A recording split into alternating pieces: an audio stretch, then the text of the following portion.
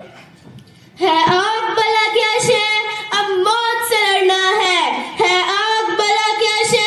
اب موت سے لڑنا ہے، اس دور کی عظمت کو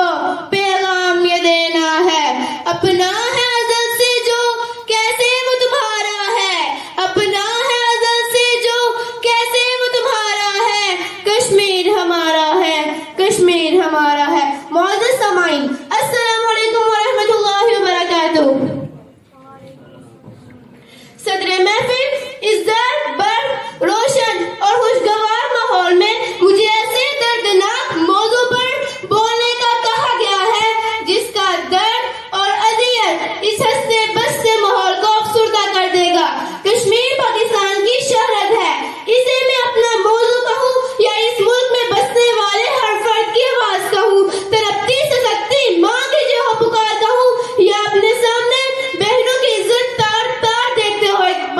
بھائی کی آواز کہوں، یا اس معصوم بیٹے کی آزاداری کہوں جس کے سامنے باقی درندے اس کی ماں کو نوچ لیتے ہیں، یا اس ضعیف باپ کی طرف کہوں جس کے سامنے اس کے جگر کے ٹکڑے ٹکڑے کر دیے جاتے ہیں۔ ہاتھ میں پتھر لیے شہزادیاں کشمیر کی،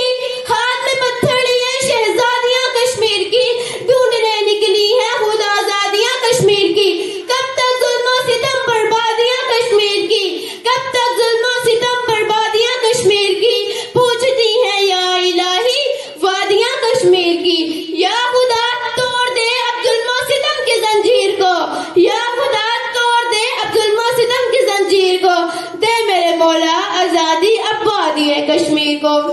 صدر محفل، میری الفاظ تقریر ہرگز نہ پکاریے گا، کیونکہ یہ ہر پاکستانی کا وہ درد ہے جو میں آپ کے سامنے بیان کر رہی ہوں۔ ذی عالی وقار میری نظر جب اس محفل میں بیٹھے ہنستے مسکراتے چہروں پر پڑتی ہے تو مجھے وہ کشمیری طالب علم یاد آ جاتے ہیں جو اپنی کتابیں اور بستے اس امید سے دیکھتے ہیں کہ شاید وہ بھی کل اسکول جا سکے۔ جب میرا بھائی مجھے پیار سے بلاتا ہے تو مجھے وہ کشمیری بہن یاد آ جاتی ہے جس کے سامنے باقی درندوں نے اس کے بھائی کا سینہ چاک کر دیا۔ جب میرے بابا مجھے دلاسے دیتے ہیں تو میری نم آنکھوں میں وہ کشمیری بیٹی سما جاتی ہے جو اپنے باپ کو آزادی کی خاطر قربان کر چکی ہے۔